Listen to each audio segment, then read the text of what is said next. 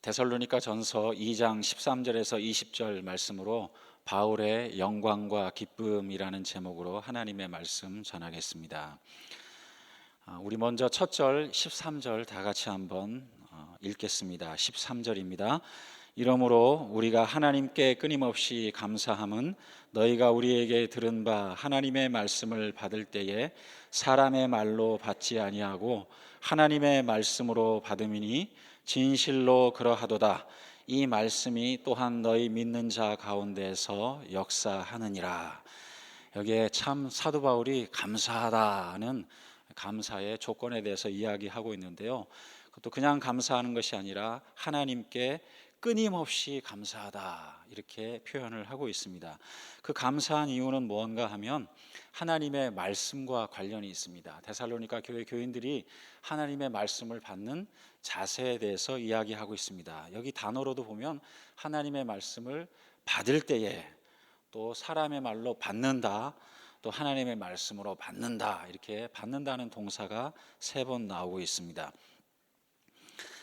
첫 번째 하나님의 말씀을 받을 때에라는 이 받을 때에와 단어와, 또 두 번째 말고 세 번째 나오는 하나님의 말씀으로 받음이니, 이 받는다, 하나님의 말씀을 받는다 할 때 받는다는 동사와 그 바로 두 번째 나와 있는 사람의 말로 받는다 하는 그 받는다의 동사가 한국말로는 같이 받는다로 되어 있지만 원어를 보면 전혀 다른 단어입니다. 하나님의 말씀을 받는다고 할 때 받을 때에라는 그 단어는 두 단어가 합성된 이제 복합어인데요. 파라 람바노, 람바노라는 뒤에 나와 있는 단어만 해도 누구누구의 말을 받아들인다, 수용한다 그런 뜻이 되는데요, 앞에 파라라는 그 접두어가 붙어서 확실하게 받는다, 마음으로 받아들인다, 내가 믿고 맹세하는 수준으로 받아들이고 인정한다는 뜻이 됩니다. 하나님의 말씀을 데살로니가 교회 교인들은 이와 같은 마음으로 받아들였습니다. 하나님의 말씀이다, 내가 믿고 마음으로 따르고 정말 충심으로 다른 사람에게 전도할 정도로 확실하게 고백하고 받아들인다, 인정한다, 그런 뜻이 여기에 들어 있습니다. 근데 두 번째 사람의 말로 받지 아니하고 할 때 여기 사람의 말로 받는다는 뜻은 듣긴 들었다, 교훈을 들었다, 내가 어디서 들었다, 동의하지는 않을 수도 있는 거죠. 말하자면 거부하지 않고 내가 듣긴 들었다, 배웠다, 손으로 받았다, 이제 이런 뜻이 또 들어 있습니다. 그래서 앞에 하나님의 말씀을 받을 때 그 마음은 마음을 다해서 신앙을 고백하면서 받았다는 의미가 들어 있고요, 뒤에 사람의 말로 받았다 할 때 받는다는 것은 내가 한번 들었다, 확실하게 믿지는 않을지라도 언젠가 누구한테 한번 들어서 내가 배워서 알고 있다, 이런 뜻이 됩니다. 손으로 그냥 받은 것하고 마음으로 받은 것하고는 완전히 다르죠. 데살로니가 교회 교인들은 하나님의 말씀을 들을 때 마음을 다해서 믿음으로 고백하며 받았고요, 이것이 우리 모든 신자들, 특별히 이 자리에 나와 계신 우리 모든 하나님의 자녀들의 마음인 줄로 믿습니다.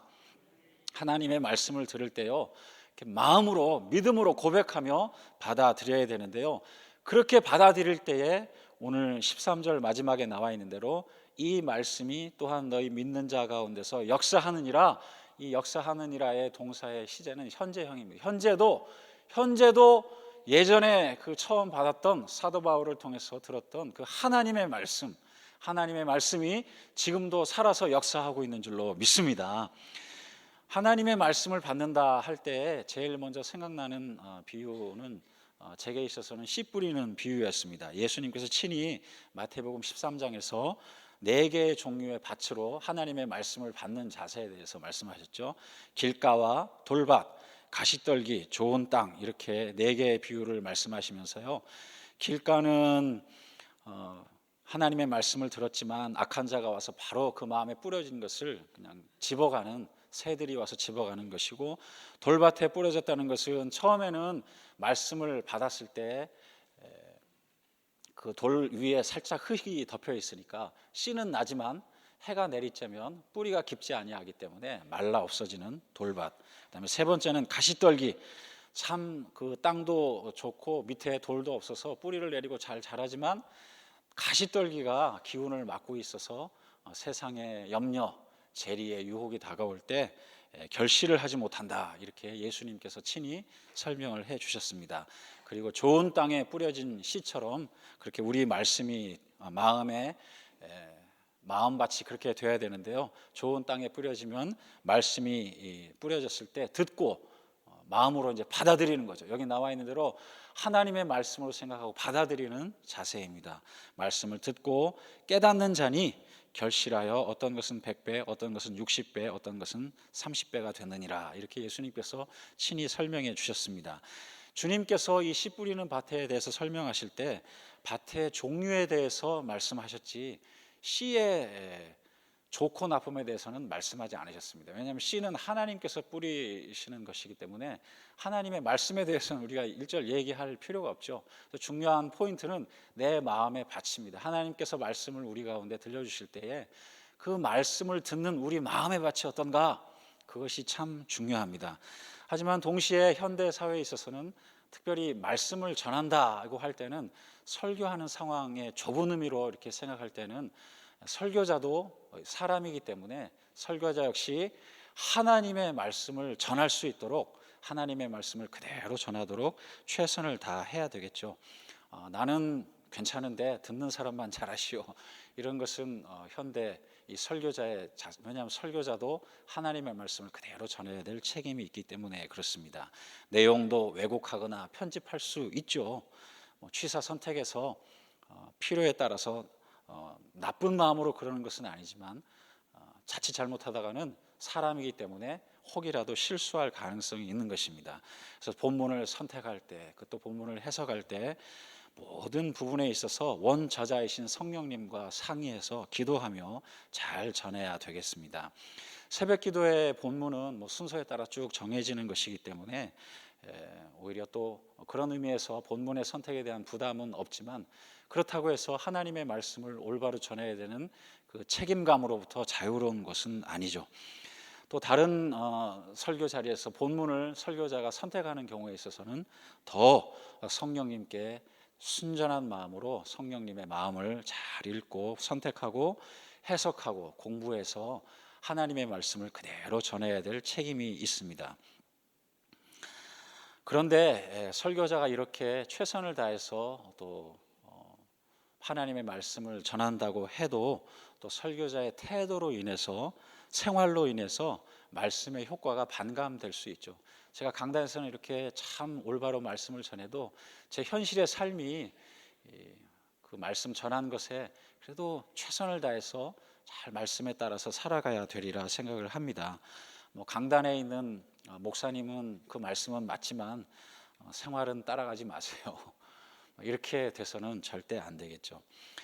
예전에 참 처음에 선교사님들이 한국에 들어와서 복음을 전하고 그 선교사님들의 그 신앙을 따라서 또 처음으로 신학교가 세워지고 목사님들이 세워지고 평양신학교라든가 또 일제 치하에서 순수하게 복음을 참 하나님의 말씀에 따라 그대로 같이 모든 성도님들과 목회자들이 함께 고생하며 6.25 세대를 지나고 이렇게 개발 시대를 지나고 이럴 때는 목회자에 대한 사례라든가 이런 것도 사실은 굉장히 어려운 시대였죠. 성미를 가지고 살아가고 성미가 다 쌀이 섞여 있으니까 쌀에서 쉽게 벌레가 나고 밥을 맛있게 하기도 힘들고 이런 세대에서 살아갈 때는 목회자에 대해서 존경과 권위가 있었습니다. 그런데 그런 세대를 지나가면서 어느 정도 사회가 전부 다 경제적으로 안정이 되고 또 목회자들에 대한 대우도 조금 달라지기 시작하고요. 그 다음에 또 심지어는 목회자에 대한 그 예전에 좋은 성도님들로부터 오는 그 존경과 권위를 잘못 사용하는 경우가 생기면서 현대에 일어서서는 목회자에 대한 신뢰가 예전보다 조금은 많이 사라진 것이 아닌가 하는 느낌이 들 때가 있습니다. 예전에 저희가 다 섬기는 교회 목사님들, 저는 목사입니다 이렇게 이야기를 하면 목사님은 거짓말을 하지 않으신다. 참 우리를 위해서 사랑하시고 눈물을 흘리시며 밤새 기도하시고 새벽 제단을 지키고 이런 이제 상상, 그런 이미지들이 다 이렇게 있는 거죠. 근데 요즘에 신문 댓글 같은 데 보면 목사도 거짓말도 할 수도 있고 심지어 부자이면서도 세금도 안 내고 뭐 이런 이미지들이 참 형성이 되는 것이 너무도 안타깝습니다. 물론 뭐 대부분의 목사님들은 정말 신실하게 잘 하시죠. 그렇지만 일부 어떤 본인이 원하는 그런 뭐 대형교회 목사님들 뭐에 대해서 잘못된 이미지를 가지고 있는 대적자들이 하는 얘기들을 그대로 무비판적으로 받아들여서 그런 분들이 마치 교회 목사가 권력의 자리에 있는 것처럼 느껴지고 또 잘 사는 사람으로 생각되고 뭐 이런 이미지, 그런 이미지를 가지고 참 더군다나 이 목사님, 큰 교회 목사님은 경쟁을 통해서 뭐 세워지는 자리고 이런 이미지들이 들어오면서 참 좀 씁쓸한 마음, 회개해야 되는 마음이 참 많이 듭니다. 그런데 어떤 의미로는 그런 것들이 오히려 제 스스로에게는, 목회자로서 제 스스로에게는 울타리가 된다는 생각도 듭니다. 이제는 뭐 예전처럼 뭐 이렇게 대강할 수 있는 사회가 적어도 아니잖아요. 성도님들뿐만 아니라 세상 사람들도 불꽃 같은 눈동자로 목회자를 보고 있으니까 그것이 오히려 더 스스로를 살펴보고 참 깨어서 경성하게 하는 또 안전한 안전장치 역할도 하겠다, 이런 생각이 듭니다. 오히려 그래서 목회자가 더 순수하게 하나님께 나아가고 참 기도하게 되는 그런 참 좋은 환경이라고도 할 수가 있습니다. 그것은 이 말씀을 저에게 적용한 것인데요, 설교자로서, 목회자로서 저에게 적용한 것인데요, 사랑하는 성도 여러분, 본인들은 이 말씀을 어떻게 적용하시겠습니까? 이런 말씀들이 나올 때마다 설교자에 대해서 비난하고 목회자에 대해서 비난하고 그렇게 다른 사람을 비난하면서 이 말씀을 넘어가시겠습니까? 그렇게 하지 마시기를 꼭 부탁드리고 싶습니다. 내가 과연 어떤 마음으로 하나님의 말씀 앞에 서 있는가? 그것은 목회자가 스스로 자기 자신을 바라보듯이 모든 성도님들이 동일한 마음으로 하나님 앞에 그렇게 서야 되리라 생각이 됩니다. 데살로니가 교인처럼 하나님의 말씀이 내게 다가왔을 때 내가 이 말씀 앞에 어떤 마음으로 서 있는가? 데살로니가 교회 교인들은 참 말씀을 올바로 받아들이기가 어려운 환경이, 조건들이 많이 있었습니다. 첫 번째로 우리에게 들은 바, 전하는 바울도 인간적으로 약점이 있었던 사람입니다. 바울도 선교사로서 하나님의 말씀을 전했지만 선교사들끼리 좀 의견이 맞지 않아 가지고 헤어졌던 사람이죠. 바울과 실라, 또 바나바와 또 다른 쪽, 이렇게 중간에 그래서 마가 요한이 사도 바울한테 혼나고 다시 중간에 돌아오기도 하고 뭐 이런 일들도 있었습니다. 어디 선교팀으로 쭉 갔는데 그 중에 한 사람이 상처받아 가지고 집에 가고, 나중에 다음 선교할 때는 막 그 팀이 두 개로 갈라지고 이런 일들이 있었던 거죠. 무슨 이유인지는 모르겠지만 참 그런 아픔도 있었던 사람입니다. 바울도 굉장히 복음을 이렇게 로마서라든가 갈라디아서라든가 읽어보면 굉장히 센 복음이에요. 정확하게 말을 하지만 그 말씀의 어투가 굉장히 세요. 그래서 이 말씀을 그대로 들으면 정말 특별히 해당되는 사람은 상처가 되겠다, 이런 생각이 들 정도로 굉장히 정확하게 하나님의 말씀을 전한 사람입니다. 사도 바울에게 또 육신의 연약함도 있었죠. 눈도 안 좋았습니다. 그리고 전해 내려오는 이야기 알면 키도 작았고 또 머리도 많이 벗어졌고 또 다리도 또 이렇게 소위 말해서 안짱다리, 오래 걸어다니면서 복음을 전하기가 어려운, 육신적으로 참 외모도 어떻게 보면 요즘에 나와 있는 바랄 만한 그런 시집 가고 싶어하는 그런 조건에 있는 사람이 아니었습니다. 참 그런 사람의 입으로 나온 그 말을 하나님의 말씀이기 때문에 하나님의 말씀으로 그대로 받은 거예요. 데살로니가 교인들은. 어느 주일학교 학생, 어린 학생이 참 하나님의 말씀을 전하는 그 행동을 통해서나 직접 입으로 하나님의 말씀을 전하는데, 아이가 나이가 어리기 때문에 하나님의 말씀이 전해지는데도 그것을 무시하는 마음으로 가지고 있거나 그런 마음이 일절 데살로니가 교인들에게는 없는 거죠. 하나님의 말씀이 내게 전해지고 있구나 하면 그 자리에서 바로 그것을 아멘으로, 믿음으로 받아들이는 자세가 데살로니가 교인들에게는 있었습니다. 또 이 데살로니가 교인들은 하나님의 말씀을 받아들이기 어려운 또 다른 환경이 있었습니다. 같은 유대인들이 동족 유대인들이 데살로니가 교인들을 예수님을 믿는다고 핍박하고 있었습니다. 오늘 읽은 본문 말씀 15절을 보시고 또 16절을 보면 그 상황들이 나와 있어요. 유대인들은 주 예수와 선지자들을 죽였던 사람들입니다. 15절에 보면, 또 15절에 보면 하나님을 기쁘시게 하는 사람들이 아니었습니다. 15절에 또 보면 모든 사람에게 대적이 되는 사람들이 유대인들이었습니다. 그리고 16절에 보면 유대인들은 전도를 방해했습니다. 자기 죄를 항상 채우는 사람들이었습니다. 하나님 앞에 진노의 대상이 되었던 사람들입니다. 15절 16절에 유대인들의 속성이 그렇게 나와 있어요. 이러한 악한 사람들로부터 핍박을 받고 있는 사람들이었습니다. 그런데도 픽박을 받으면서도 예전에 들었던 그 하나님의 말씀을 그대로 순전하게 받아들이고 지금도 그 하나님의 말씀을 역사하는 지금도 살아서 움직이는 그 말씀으로 받아들이고 살아가던 사람들이 바로 데살로니가 교회의 교인들이었습니다. 심지어는 16절에 보면은 고난을 직접적으로 당했습니다. 어려움을 당했어요. 또 15절에 보면 유대인들로부터 쫓겨남을 당하는 사람들도 됐습니다. 직접적으로 어려움을 당하고요, 또 쫓겨난 거예요. 유대 공동체로부터, 같은 비즈니스 하는 사람들로부터, 같은 커뮤니티로부터 쫓겨난 거예요. 왜냐하면 예수님의 말씀을 따르기 때문에. 이런 가운데서도 데살로니가 교인들은 하나님의 말씀을 끝까지 순전하게 붙들고 따라갔던 사람들입니다. 또 더군다나 세 번째로 데살로니가 교인들은 어떤 어려움이 있었는가 하면, 목회자인, 처음에 말씀을 전했던 목회자인 사도 바울도 지금 자리에 없습니다. 목사님이 안 계세요. 잠시 있다가 떠났다고 17절에 보면 나와 있죠. 지금은 목회자도 안 계신데도 그 말씀을 전한 그것이 하나님의 말씀이기 때문에 그 말씀을 그대로 부여잡고 나가고 있던 사람들이 바로 데살로니가 교회 교인들이었습니다. 어떤 어려운 중에도 하나님의 말씀에 집중한 참 신자들이었습니다. 말씀에 순종하면서 살다가도 어려움이 다가오면 말씀을 떠나는 경우가 가끔 있죠.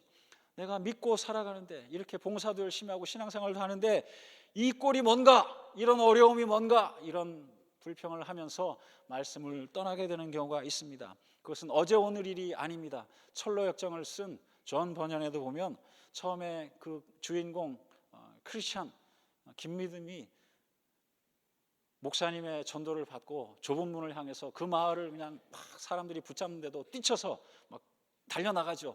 근데 그 달려나가는 크리스찬에게 따라오는 두 사람이 있었습니다. 하나는 고집센 사람이, 그 동네 마을 사람이 따라오고, 다른 한 사람은 귀가 얇은 사람, 좀 이렇게 의역을 해서 그 사람들의 이름을 번역하자면 왕고집과 얇은 귀가 이제 그 두 사람이 믿음을 따라오는 거예요.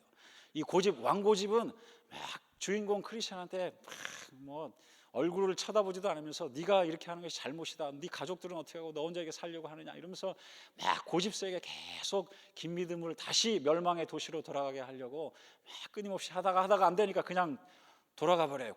왕고집이니까. 근데 그 옆에 귀가 얇은 플라이어블, 이 사람이 또 따라가죠.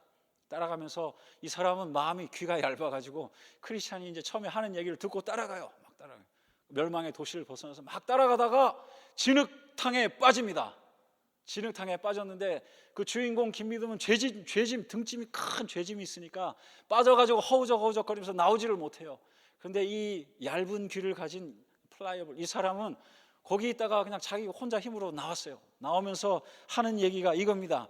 Is this the happiness you told me about? 내가 너를 따라가면 좋은 행복이 있다고 이야기하지 않았느냐? 근데 이 진흙탕에 빠진 것이 이게 네가 말한 것이냐? 복음을 듣고 예수님을 향해서 따라가는데도 어려움이 생길 수가 있거든요. 진흙탕에 빠질 수가 있는데 그 상황에서 이 진흙탕에 빠지니까 그 말씀이고 뭐고 다 버리고 다시 돌아가는 거죠. 귀가 얇아서 이렇게 왔다 갔다. 우리의 마음에도 혹시 그런 상황이 있지는 않은지 살펴봐야 되겠습니다. 우리 마지막 19절 다 같이 한번 봉독하겠습니다. 시작. 우리의 소망이나 기쁨이나 자랑의 면류관이 무엇이냐? 그가 강림하실 때 우리 주 예수 앞에 너희가 아니냐? 너희는 우리의 영광이요 기쁨이니라. 사도 바울은 이렇게 말씀을 순전하게 따라가는 데살로니가 교인들의 소식을 들으며 마음속에 감사함이 있고 기쁨과 자랑이, 자부심이 충만했던 것입니다. 내가 지금의 크리스찬으로 서기까지 이와 같은 사도 바울과 같은 해산의 수고를 겪은 사람들이 틀림없이 있으리라 생각됩니다. 저도 제가 이렇게 복음의 길을 걸어가도록 참 많은 분들이 정말 인내함으로 참아주셨어요. 우리 부모님이 저를 끝까지 참아주시고, 우리 교회 선생님이 참아주시고, 우리 교회 형님들, 집사님들, 누님들 끝까지 저를 인내하며 참 말도 안 되는 얘기도 많이 하고 고집도 많이 피우고 참 엉뚱한 짓도 많이 했는데 그때마다 잘 참아주시고 다독여주시고 기다려주시고, 그래서 제가 이 자리에 서 있는 줄로 믿습니다. 자, 그런데 제 마음속에 이 본문 말씀을 읽으며 그런 생각이 들었어요. 나에게 있어서 참 면류관이고 자랑이 될 만한 분들이 다른 분들이 계신가? 내가 섬긴 분들이 있는가? 우리 그것은 모든 신자들의 질문이 되리라 생각이 됩니다. 나는 지금 신자로서 이렇게 새벽기도에 참석하면서 참 하나님의 은혜를 입고 있는데, 나는 과연 내가 주님 앞에 섰을 때에 내가 자랑으로 삼을 만한, 내가 면류관으로 삼을 만한 성도님들이 얼마나 있는가? 나는 누군가를 향해서 그렇게 인내함으로 기다려주고 있는가? 그렇게 해산의 고통을 가지고 한 사람을 위해서 참 마음에 품고 하나님께 엎드리고 있는가? 그 사람이 성장할 때까지 기다리며 참아주며 같이 씨름하며 하나님 앞에 엎드리는 그와 같은 마음이 있는가? 사도 바울의 마음이 있는가? 내가 자랑할 만한 면류관이 있는가? 특별히 매일 보는 가족 앞에서, 매일 만나는 분들 앞에서, 또 사도 바울처럼 참 성도님들을 향해서, 가까운 후배를 향해서 그와 같은 자랑이요 면류관, 자부심을 가질 만한 사람들이 있는가? 우리가 그와 같은 마음으로 하나님 말씀 앞에 서야 되리라 믿습니다.